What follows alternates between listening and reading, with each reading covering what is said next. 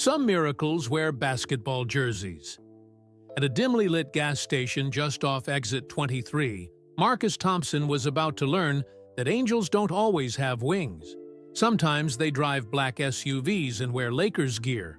But he didn't know that yet. Right now, all he knew was that his gas tank was empty.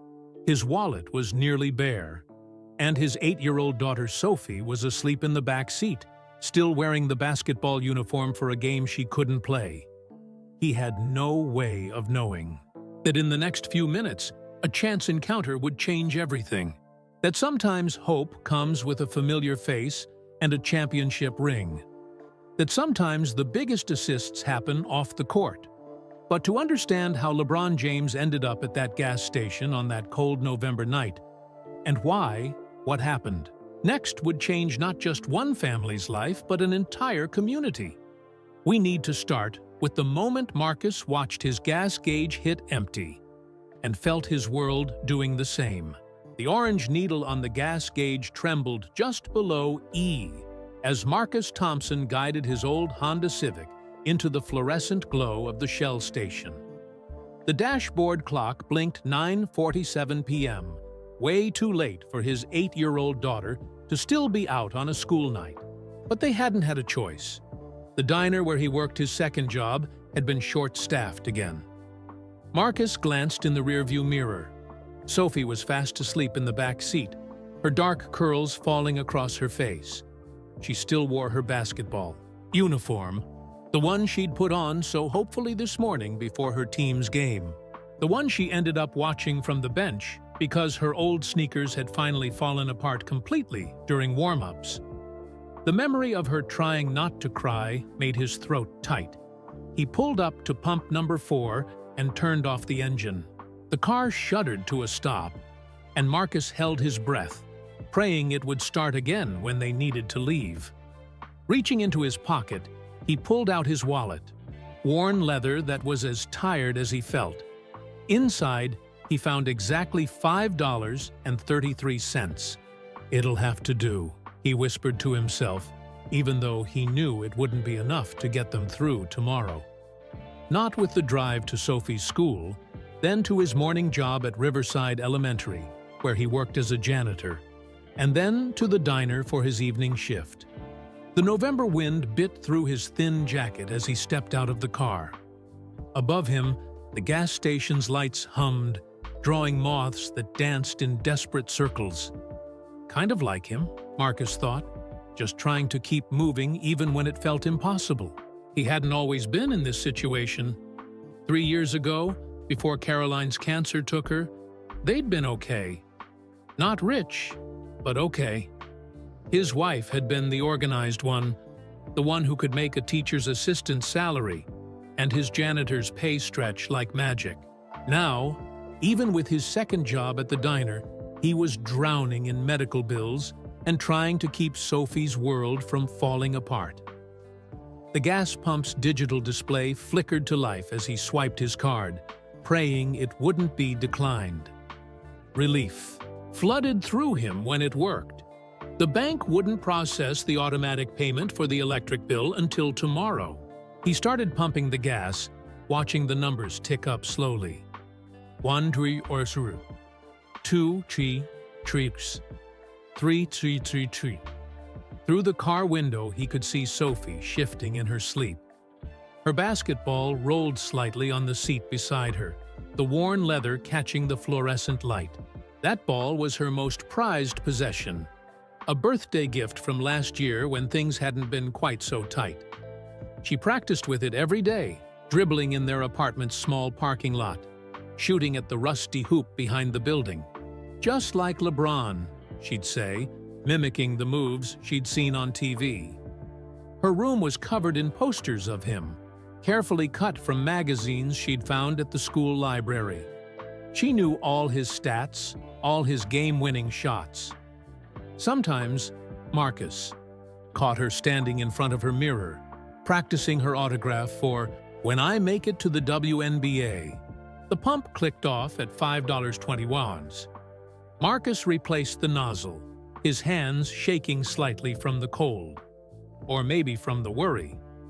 That was 12 cents less than he had. But he couldn't even buy a piece of gum with the difference.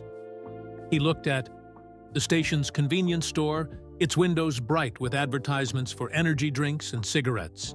Inside, he could see rows of snacks and drinks. Sophie hadn't had dinner yet. The diner had been too busy for him to bring home leftovers like he usually did. His stomach clenched. Caroline would have been prepared. She would have packed snacks, kept emergency granola bars in the glove compartment, but he was always one step behind, $1 short, trying to play both mom and dad while feeling like he was failing at both. Marcus slid back into the driver's seat, the old springs creaking under his weight. The sound made Sophie stir. "Are we home, Daddy?" she mumbled, her eyes still closed. "Almost, baby," he said softly. "Just getting some gas." "Can we practice my layups tomorrow?" she asked, drifting back to sleep. "Coach said I almost had it right last time." Marcus gripped the steering wheel harder, his knuckles turning white. "Sure, sweetheart. We'll practice tomorrow." He turned the key in the ignition, holding his breath again. The engine coughed once, twice, then rumbled to life.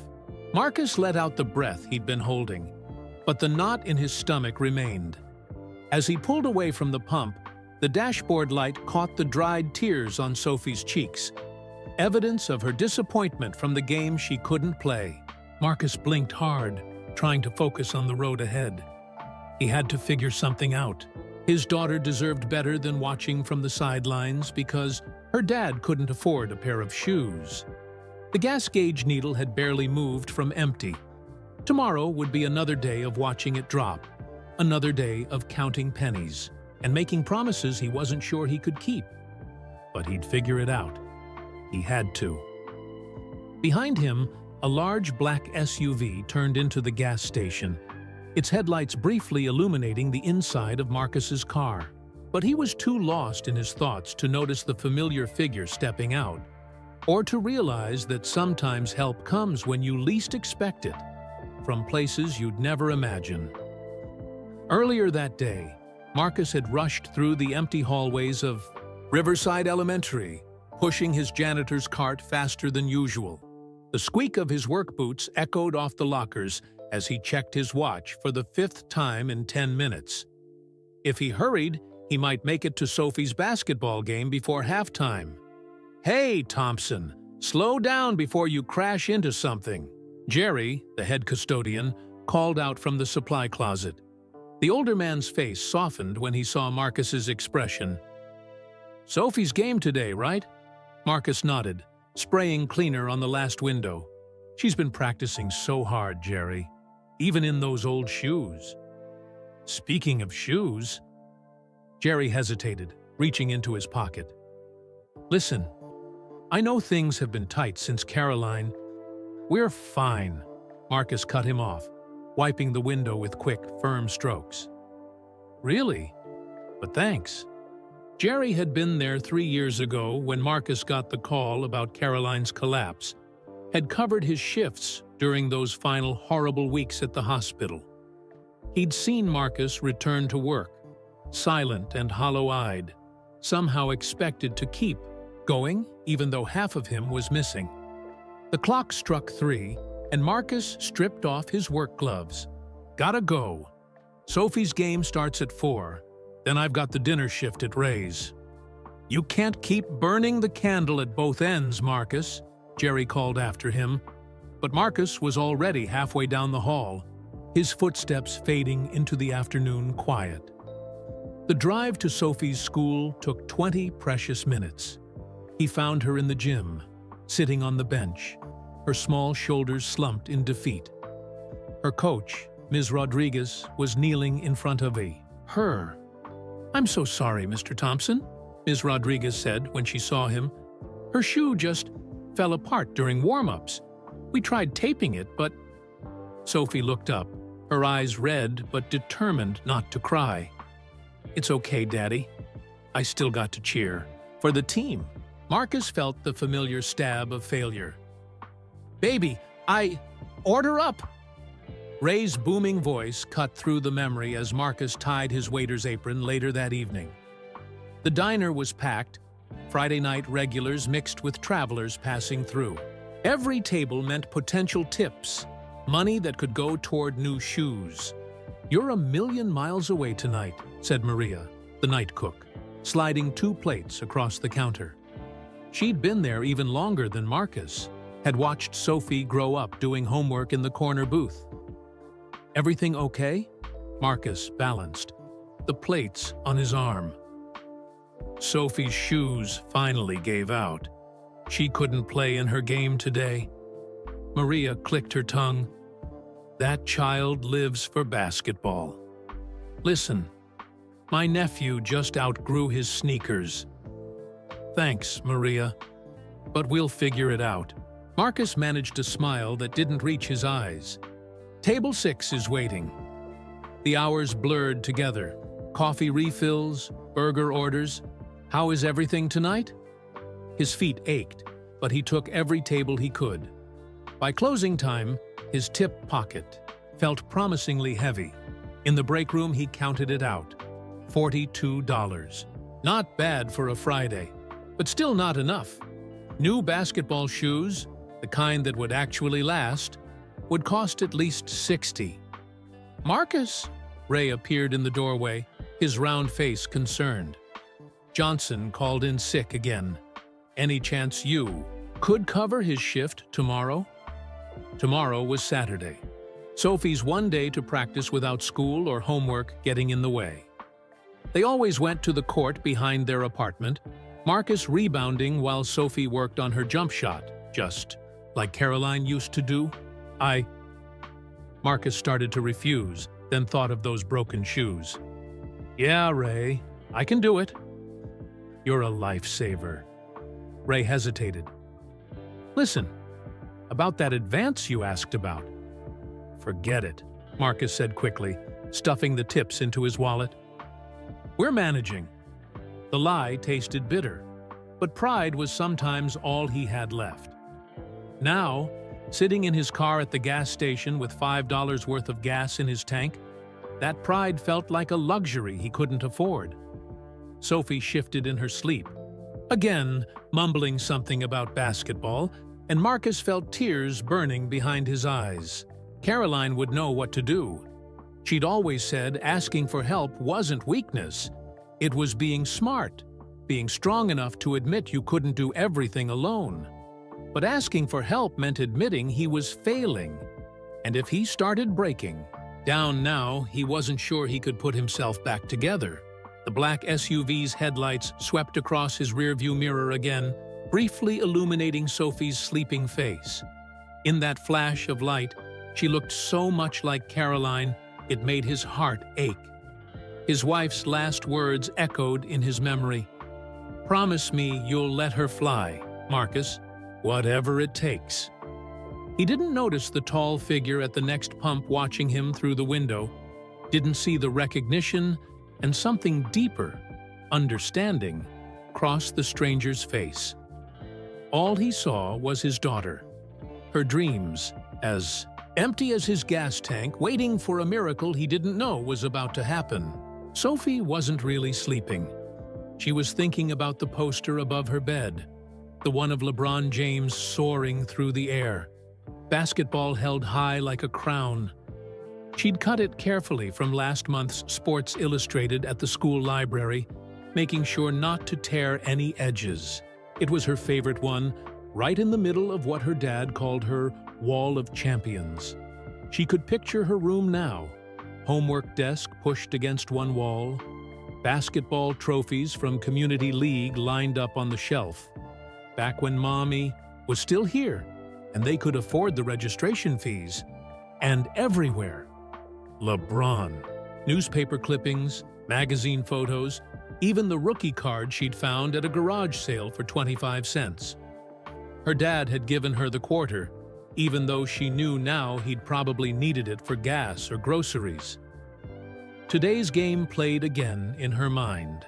She'd been so excited, had even worn her lucky purple hairband, the one Mom had given her. "Purple for Lakers," Mom used to say, even though they lived nowhere near Los Angeles. The memory made Sophie's chest hurt, the way it always did when she thought about Mom. During warm-ups, she'd tried to ignore how her right shoe felt loose, the sole flapping slightly with each dribble. Coach Rodriguez had noticed, though, had pulled her aside when the tape they'd tried using didn't hold. "I'm sorry, Sophie," Coach had said, her kind eyes worried. "It's not safe for you to play like this. You could get hurt." Sophie had nodded bravely, but inside her stomach felt like it was full of rocks. She'd watched from the bench as Lisa Martinez made the winning shot, the same play Sophie had been practicing in the parking lot for weeks. Her dad didn't know she could hear him at night sometimes, talking on the phone about payment plans and extended deadlines. He tried so hard to hide when things were tough. The car bumped slightly, probably hitting a pothole, and Sophie kept her eyes closed. She knew Dad checked on her through the mirror when he thought she was sleeping. She didn't want him to see she was awake, didn't want him to know she'd noticed him counting change for gas or skipping lunch so she could have the last granola bar in the cabinet. Her thoughts drifted to that morning, before everything went wrong with her shoes. She'd been practicing her signature move, the crossover dribble she'd learned from watching LeBron videos on the library computer during lunch break. The concrete was uneven behind their apartment building, but she'd finally gotten it right, the ball moving smoothly between her hands. "You're getting really good," Mrs. Chen from apartment 3B had called from her window. "Just like that James player on your shirts." Sophie had beamed. She wore her LeBron jersey at least 3 times a week, a Christmas gift from Dad that she suspected had cost more than he'd let on. It was still a little big, but Mom always said Sophie would grow into her dreams. The memory of Mom watching her practice twisted in Sophie's chest. They used to play horse on Sunday afternoons, Mom making impossible shots just to make Sophie laugh. "You know what LeBron's mom did?" Mom had asked once. "She worked extra hard so he could play basketball. She believed in his dream." "Like you and Daddy believe in mine?" Sophie had asked. "Exactly like that, baby. Dreams take teamwork." Now, Sophie felt the car slowing down, heard the click-click of the turn signal. She knew they were at the gas station because of the humming sound the fluorescent lights made. She wanted to open her eyes, to tell Dad she was sorry about the shoes, that she could wait for new ones. She wanted to tell him that maybe she didn't need to play basketball, even though the thought made her feel hollow inside. But something made her keep her eyes closed. Maybe it was because she didn't want to see Dad's worried face as he pumped gas. Or maybe it was because pretending to sleep meant she could keep pretending everything was okay. Through her eyelids, she sensed bright headlights sweeping across the car. The engine rumbled differently, a deeper sound, like the fancy cars she sometimes saw downtown. There was movement outside her window, the sound of someone stepping out of a vehicle at the next pump. Sophie cracked one eye open, just a tiny bit. Her heart stopped, then started again, beating so hard she was sure Dad would hear it. She knew that profile. She'd studied it on countless posters, watched it in hundreds of games. The height, the shoulders, the way he moved. It was impossible, but her eyes flew open, all pretense of sleep forgotten. There, bathed in the gas station's fluorescent glow, filling up his black SUV at the next pump, was LeBron James himself. Sophie's mouth went dry. Her fingers clutched her worn basketball tighter. Through the window, she could see her father still focused on their own gas pump, unaware that his daughter's hero was standing just feet away. She wanted to shout, to jump up, to press her face against the window. But something held her back. Maybe the same instinct that had kept her pretending to sleep. Because somehow, deep in her 8-year-old heart, Sophie sensed that this moment was bigger than just meeting her hero, This was the kind of moment Mom used to talk about, when the universe lined up just right to make magic happen. So Sophie stayed still, watching through barely opened eyes as LeBron James turned toward their car, his expression changing as he took in the scene before him. The gas station's fluorescent lights buzzed overhead as LeBron James stood at pump number 5, his tall frame casting a long shadow across the concrete. He'd stopped here by chance, a random exit off the highway, after a late practice session at the team's facility. Now, something about the old Honda Civic at the next pump caught his attention. Through the window, he could see a little girl in a basketball uniform, clutching a worn basketball like it was precious gold. Her eyes were barely open, watching him with a mix of awe and disbelief. But it was the man at the pump that made LeBron pause, memories flooding back from his own childhood. The father's shoulders were slumped with exhaustion as he stared at the digital display, watching pennies tick by. LeBron recognized that look, had seen it on his own mother's face too many times to count. The man's jacket was thin for November, and even from here, LeBron could see his hands trembling slightly as he replaced the gas nozzle. Sophie's heart pounded so hard she could barely breathe. She watched as LeBron took a step toward their car, then stopped as her father turned around. Dad was so tired, he nearly bumped into the basketball star, his eyes fixed on the ground. "Sorry," Marcus mumbled, stepping aside. "Didn't see you there." LeBron's voice was gentle, different from how it sounded on TV during post-game interviews. "No problem, man. Long night?" Something in his tone made Marcus look up. Sophie held her breath, watching her father's eyes widen with recognition. She could see him struggling to maintain his composure, to act normal, even as his hands gripped his wallet tighter. "Yeah," Marcus managed. "You could say that." Sophie couldn't take it anymore. She sat up straight, pressing her face against the window. The movement caught both men's attention, and LeBron's face broke into a warm smile. "Looks like you've got a basketball player there," he said, nodding toward Sophie. Marcus glanced back at his daughter, and Sophie saw something flash across his face, pride mixed with pain. "Yeah, she loves the game. Watches all your plays." LeBron stepped closer, and Sophie scrambled to roll down her window, her fingers fumbling with excitement. The cool night air rushed in, carrying the smell of gas station coffee and the faint scent of leather from LeBron's jacket. "Hi," she breathed, hardly believing this was real. "I'm Sophie. I have your poster above my bed and I practice your crossover every day. And I watched when you made that buzzer beater against the Suns and—" She stopped, realizing she was rambling. LeBron chuckled, but it wasn't a laughing-at-you kind of laugh. It was warm, like he was genuinely happy to hear everything she had to say. "That's some serious dedication. You play on a team?" Sophie's excitement dimmed slightly. She glanced at her father, who was standing very still, his wallet still clutched tight in his hand.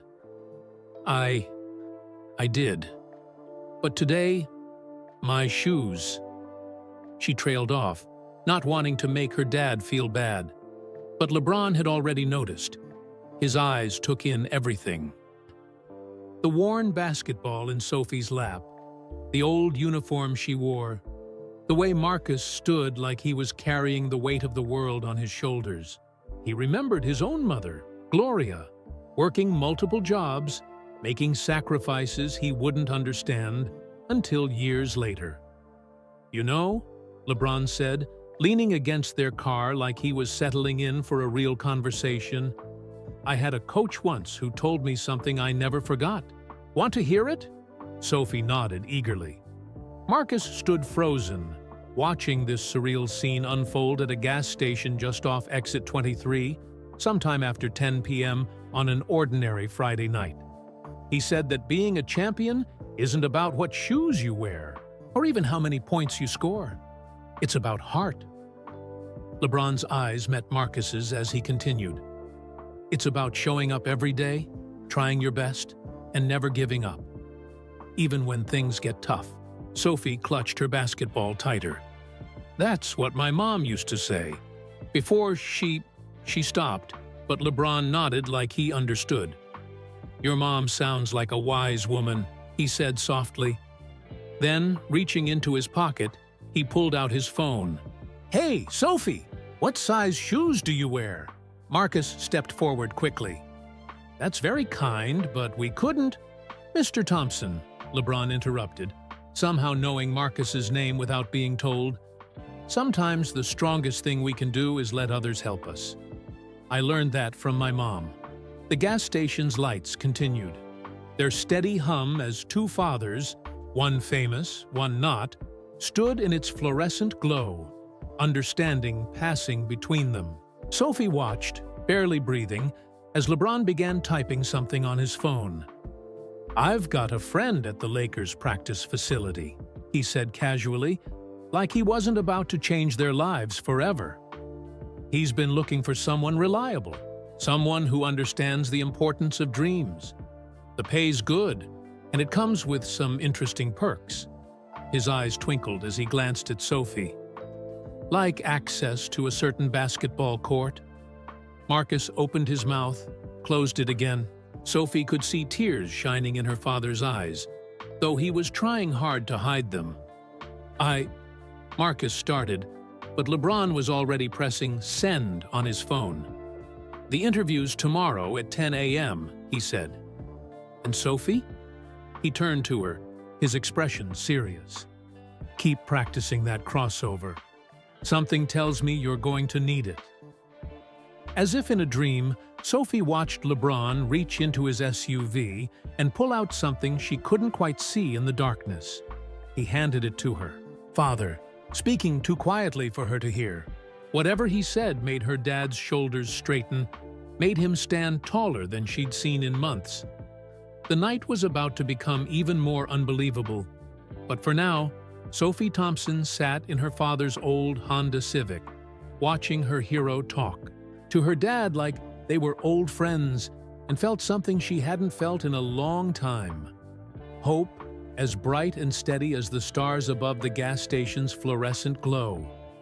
LeBron James had seen that look before, the one in Marcus Thompson's eyes.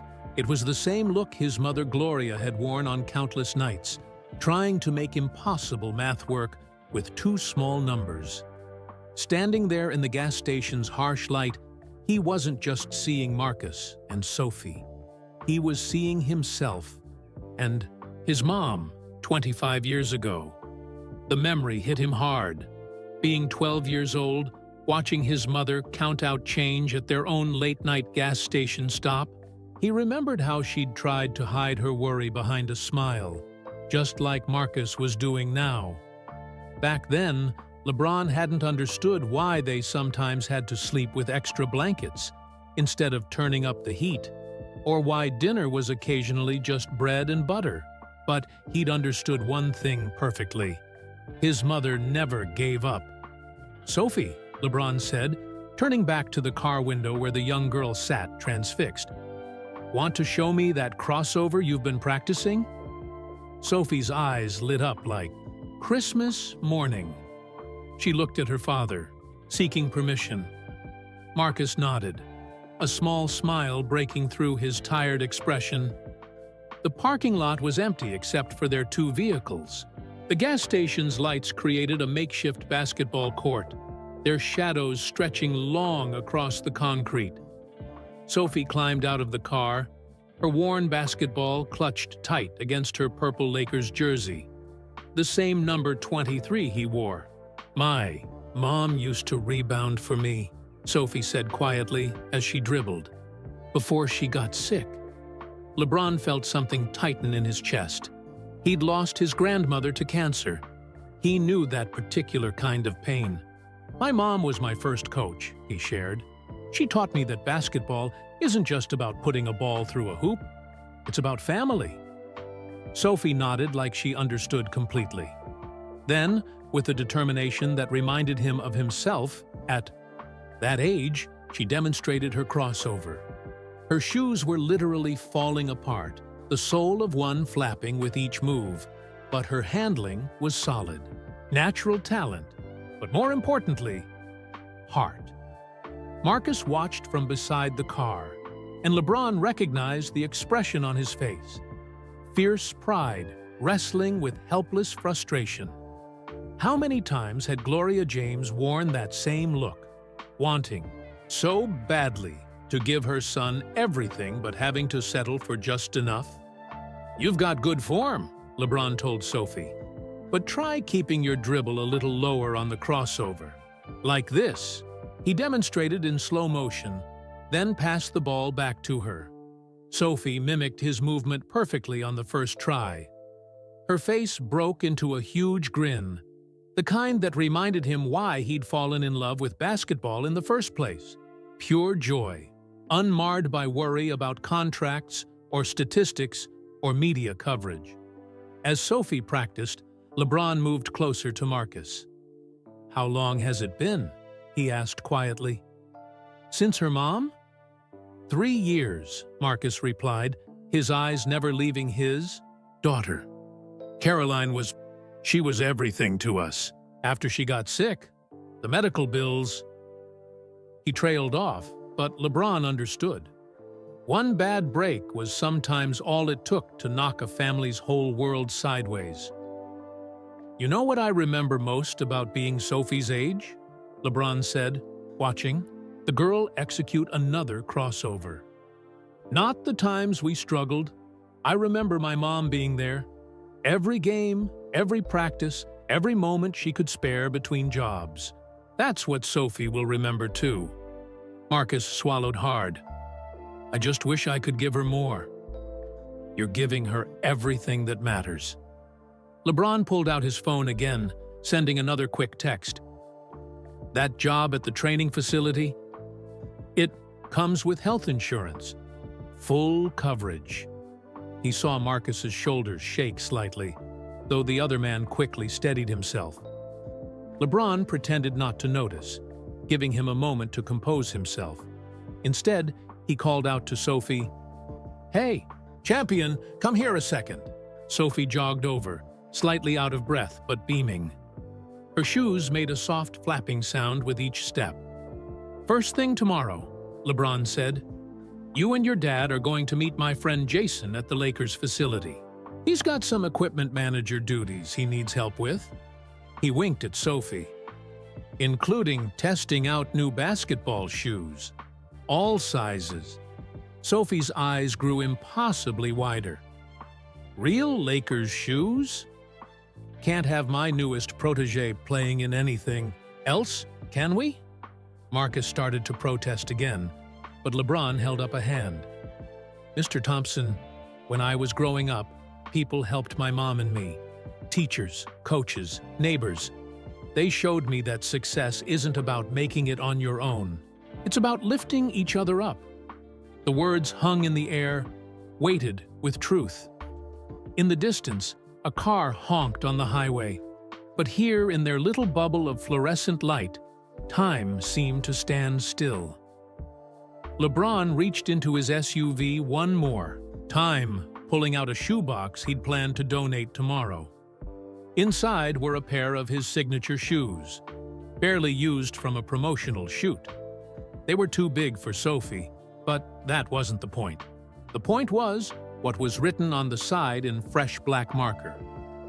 "Dreams aren't measured by size. LJ." As he handed the box to Marcus, LeBron felt the familiar warmth that came with these moments. The ones far from cameras and reporters. The ones that reminded him why God had blessed him with his talents in the first place. It wasn't about the shoes, or even the job. It was about showing a father and daughter that they weren't alone. Sophie had resumed dribbling, her flapping shoes forgotten as she practiced the new crossover technique. Her father watched her with tears in his eyes, holding the shoebox like it contained something far more precious than footwear. "There's one more thing," LeBron said, his voice carrying a hint of something that made both Marcus and Sophie look up.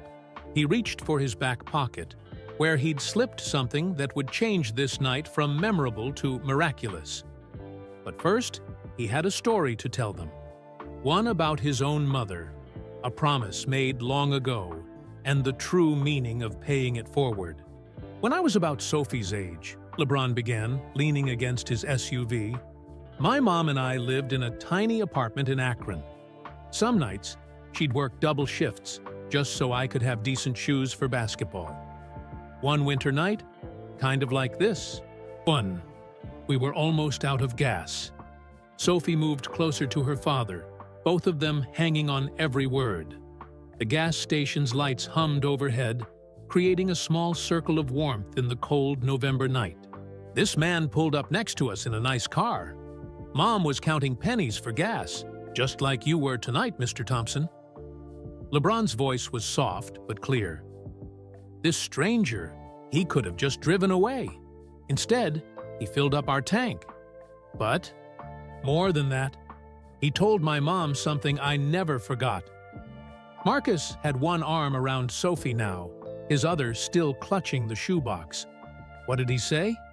He said, "Sometimes angels wear regular clothes, ma'am. And sometimes they need help too." LeBron smiled at the memory. My mom, she was proud like you, Mr. Thompson. She tried to refuse. But this man, he told her that one day, I'd be in a position to help someone else, and that would be how she could pay him back. Sophie's eyes were wide. Did you ever find out who he was? No. LeBron shook his head. But I made a promise that night. Every time I see someone who reminds me of my mom and me from back then, I remember what that stranger did for us. He reached into his back pocket and pulled out an envelope. That's why I want to tell you both something important. Mr. Thompson, that job at the Lakers facility, it's not charity. We really do need someone with your work ethic. Someone who understands what it means to never give up. Marcus swallowed hard, his arm tightening around Sophie. I appreciate that, but, Dad, Sophie interrupted softly, looking up at her father. Remember what Mom always said about teamwork? Marcus's breath caught. LeBron watched as something shifted in the father's eyes. A battle between pride and love, between wanting to do it all alone and knowing that sometimes the bravest thing was accepting help. Caroline was right, Marcus whispered, more to himself than anyone else. Then, louder. What's in the envelope, Mr. James? LeBron handed it over. 2 things. First, a letter for the interview tomorrow. Though between us, it's really just a formality. Jason's been looking for someone like you for months. And second, he smiled at Sophie. Season tickets. Section 115, right behind the Lakers bench. Can't have my newest protege missing any games, Sophie gasped. Marcus opened the envelope with trembling fingers, staring at the contents like they might disappear. I made another promise to myself, LeBron continued. Every time I play, I look for the kids in the crowd who remind me of myself at that age. The ones with the worn-out shoes, but the biggest dreams. Because that stranger at the gas station, he didn't just fill up our tank that night. He filled us with hope. Tears were flowing freely down Marcus's cheeks now, but he didn't try to hide them anymore. I don't know how to thank you. Yes, you do, LeBron said gently. You'll do it by letting Sophie fly, by accepting this job and showing her that it's okay to let others help sometimes. And one day, when she's grown and someone else needs help, she'll remember this night. Sophie hugged her basketball tight. I promise I'll practice really hard, every day. I know you will, champion. LeBron checked his phone. Now, it's way past both our bedtimes. But I'll see you tomorrow at the facility. 10 a.m. sharp, remember? Marcus nodded, finally allowing himself to smile. Really smile. For the first time that night. "We'll be there." As they prepared to leave, Sophie suddenly ran forward and hugged LeBron around the waist. He hugged her back, remembering all the times he'd dreamed of meeting his own heroes at her age. "Mr. James?" She looked up at him. "That man who helped you and your mom? I think maybe he was an angel." LeBron glanced at Marcus, who was watching his daughter with a look of pure love. "Maybe he was, Sophie. And maybe angels are still out there, wearing regular clothes, showing up at gas stations when we need them most."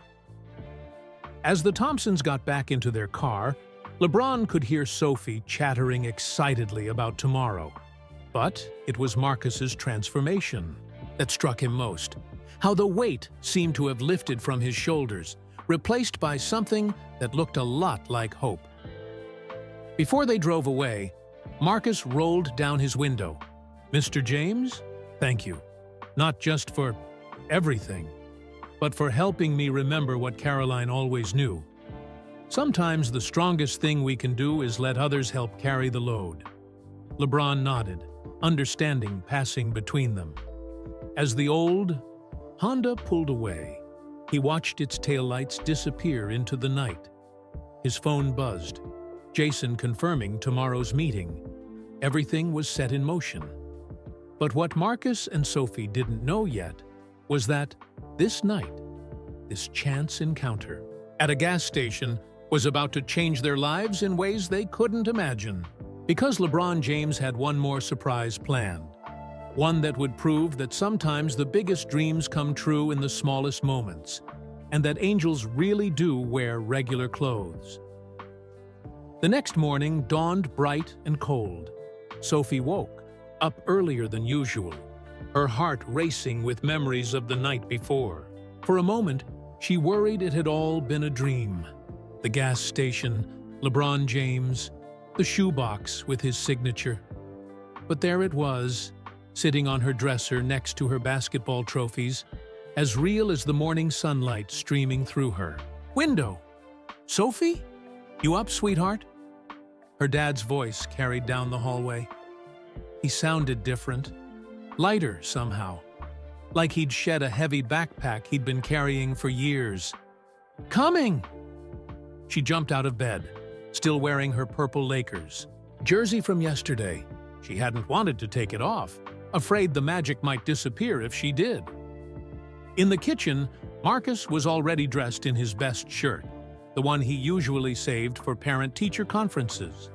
He was making pancakes, something they hadn't done since Mom died. The sight made Sophie's throat tight with happiness. "Big day today," he said, flipping a perfectly golden pancake. "You ready to see the Lakers facility?" Sophie nodded eagerly, then hesitated. "Dad, are you okay with everything? With letting Mr. James help us?"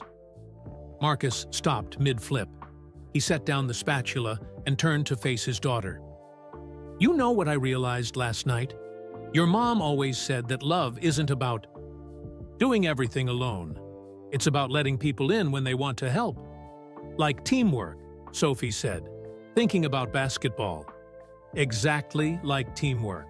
He smiled, and for the first time in ages, the smile reached his eyes. They arrived at the Lakers training facility at 9:45 a.m.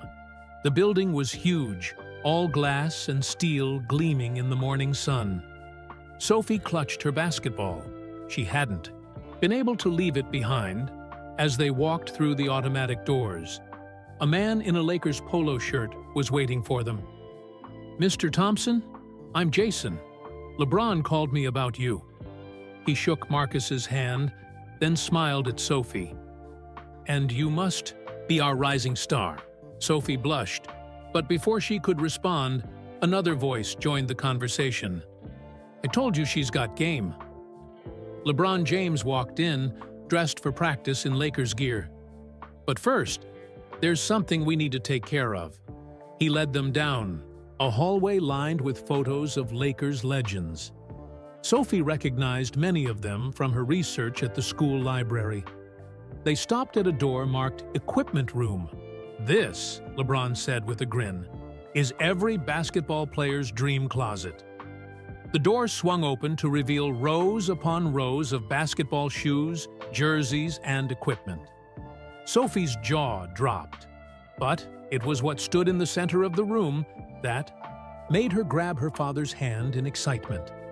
A small table had been set up, and on it sat several pairs of brand-new basketball shoes, all in her size.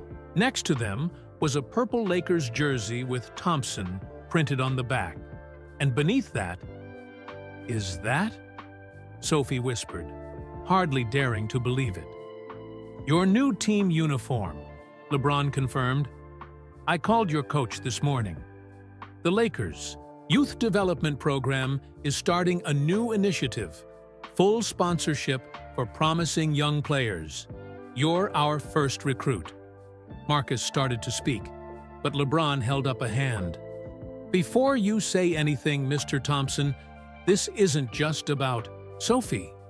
The program needs parent coordinators, people who understand both basketball and the importance of dreams. The position comes with the maintenance supervisor job. If you're interested." Sophie watched her father's face, saw the moment when the last of his resistance melted away. Because this wasn't charity. This was opportunity. This was someone seeing their worth and investing in their future. "There's one more thing," LeBron said, reaching behind the table. He pulled out a framed photograph that made both Sophie and Marcus catch their breath. It was Caroline, courtside at a Lakers game 5 years ago. She was smiling at the camera, one hand raised in a wave. Sophie remembered that day. She'd been too sick to come to the game herself, but she'd insisted Mom go, using the tickets she'd won in a hospital raffle. "How did you—" Marcus couldn't finish the question. "I had our media team look through the archives when I got home last night," LeBron explained softly. "Every home game, we take photos of the crowd. Sometimes the smallest moments become the most precious memories." Sophie touched the photo gently, tracing her mother's smile with her finger. "She looks so happy." "She was always happiest watching you play," Marcus said, his voice thick with emotion. "She'd be so proud of you, Sophie, of who you're becoming." LeBron watched them for a moment, then said quietly, "You know what I think? I think some angels wear regular clothes, some wear Lakers jerseys, and some—" He smiled at the photo of Caroline. "Some watch over us from somewhere even higher than the nosebleed seats." Sophie hugged her new jersey close, looking from her father to LeBron to her mother's smiling face in the photograph.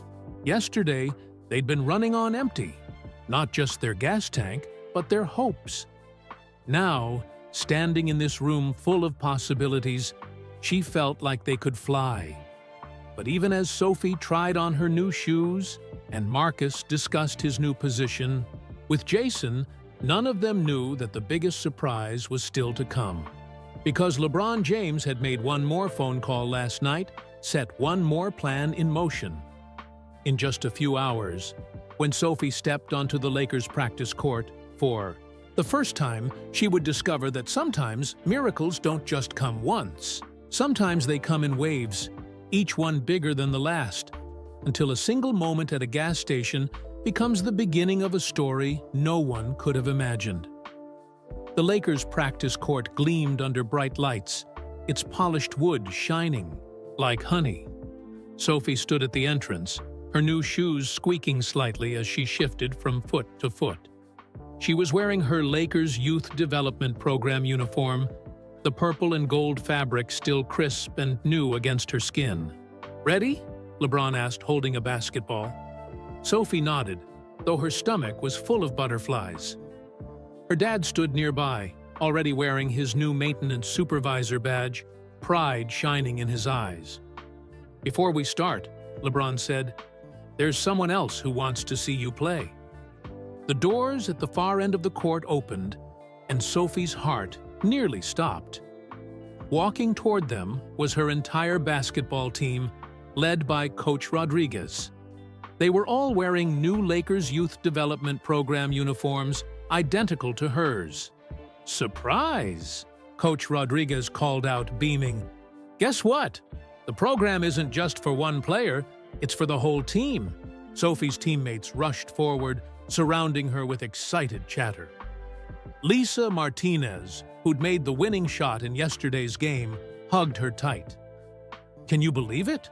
We're going to be playing in real Lakers gear." But there was more. Behind the team came a steady stream of people. Parents, teachers, even Mrs. Chen from apartment 3B. They filled the bleachers, creating an impromptu audience. Sophie spotted Jerry from her dad's old job at the school, and Maria from the diner, both grinning and waving. "What's everyone doing here?"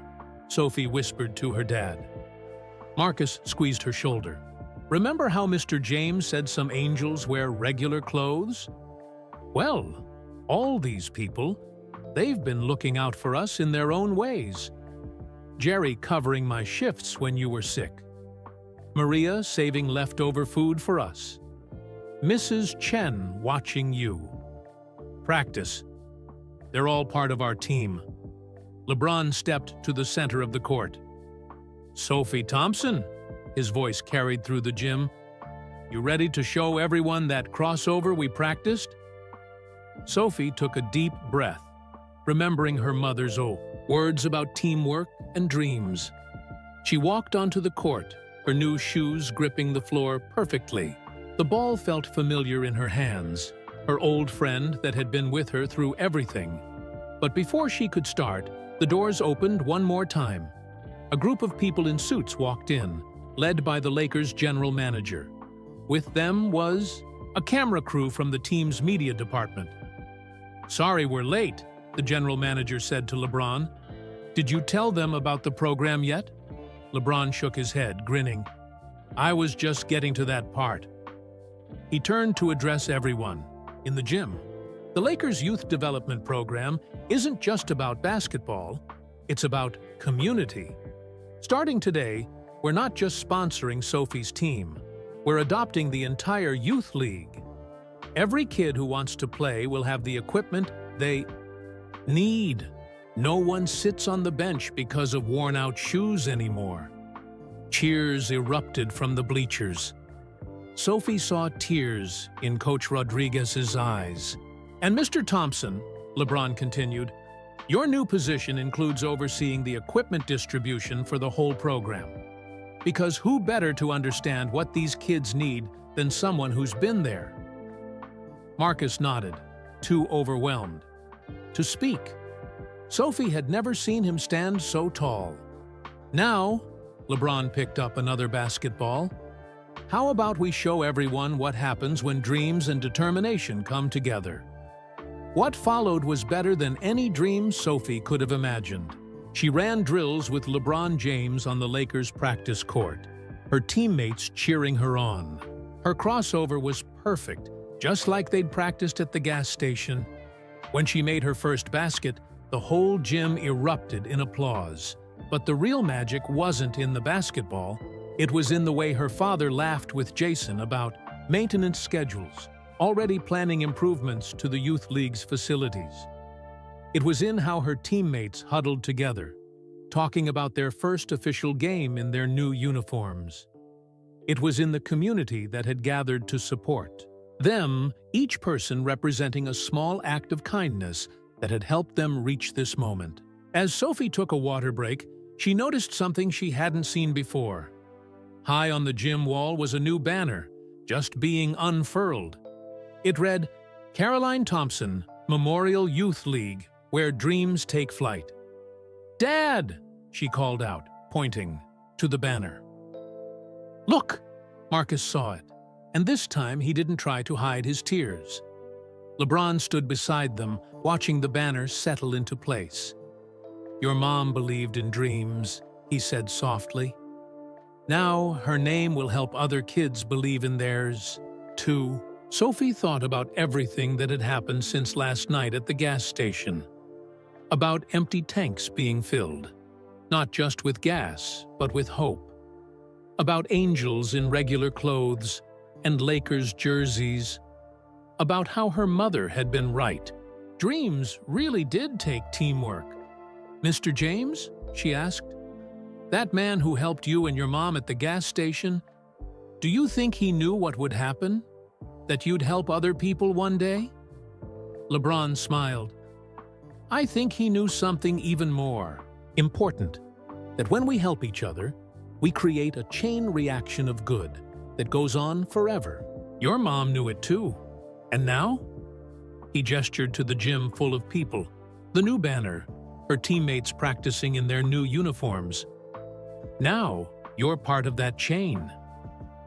The rest of the morning passed in a blur of basketball, laughter, and joy. News crews arrived to document the launch of the Lakers' youth development program. Sophie's team played their first unofficial game on the practice court, with LeBron James himself as their coach. But the most powerful moment came later, when everything was winding down. Sophie found her father sitting on the bleachers, staring at the banner with her mother's name. "Dad?" She sat beside him. "Are you okay?" Marcus pulled her close. "You know what, Sophie? For the first time in a long time, I really am.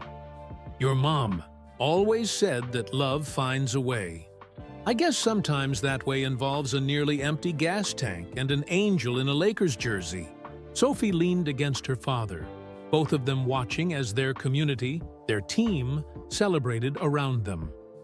Above, Caroline's banner swayed gently in the air conditioning, a reminder that sometimes the biggest assists come from heaven itself. And there, on the Lakers' practice court, surrounded by old friends and new beginnings, the miracle that began at a gas station completed its transformation. Because the real gift hadn't been the shoes, the job, or even the youth program. The real gift was the reminder that no one has to run on empty alone. Not when there are angels in regular clothes, ready to help fill our tanks with hope, one small act of kindness at a time. Let me know in the comments below where you're watching from. Are there any angels in regular clothes who've made a difference in your life? Don't forget to hit that like button if this story touched your heart. And subscribe to hear more inspiring stories of kindness, hope, and unexpected miracles happening every day. Remember, sometimes the biggest dreams start with the smallest moments, like a chance meeting at a gas station.